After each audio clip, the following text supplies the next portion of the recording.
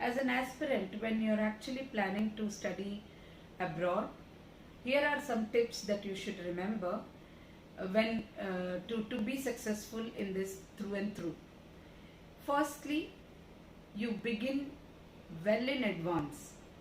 So you have to start at least 1.5 years in advance, if not more. In fact, I have seen a lot of students, they begin when they are in the fifth semester. So that is when they are in the second year and have come into the third year, they start their process.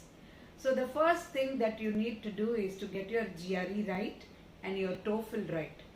You all know that GRE is valid for 5 years and the TOEFL is valid for 2 years.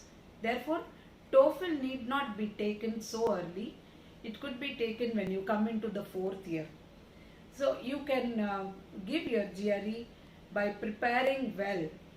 And let me tell you, the universities definitely look at your basic profile. The basic profiles include your academics. So consistency in your academics is very important. You may have an average score of say 60% or 65%, and another student has an average of say 70%, but it has been erratic. That is not preferred, whereas a steady progress is preferred by the universities. Secondly, for a subject like computer science, your math skills are very, very important. So while your academics shows your consistency and sustained interest in your program, your math, the quad section of the GRE implies your mathematical skills, your English skills. English is also very important for them, the language of expression, and your analytical writing skills are also important. So get your GRE right first thing first. When I say get your GRE right, what I mean is that the schools look at some basic scores when it comes to your GRE. For a program that is so technical like computer science, definitely your math scores do play a role. As I said before, out of 170, I think most of the schools expect you to get at least a 160 or above. More the merrier, definitely. Some of them have even come up with a 170 on 170. And I think it's not a big job for engineers like you.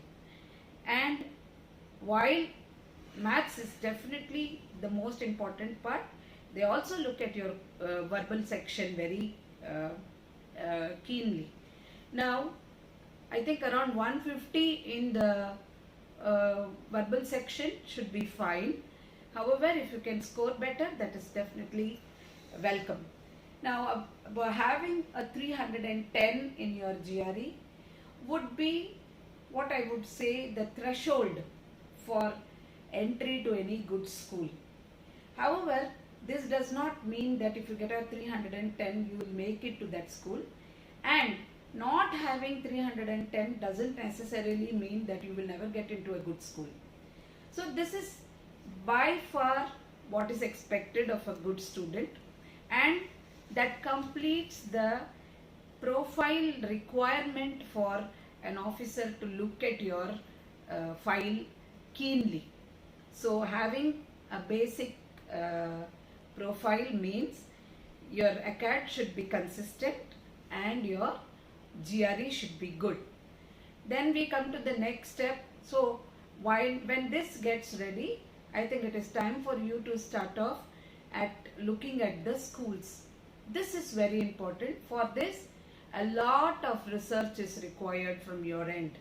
You will have to actually go to the websites, and at this point when you are actually finishing your bachelor's, you may not be aware of the different specializations that are available.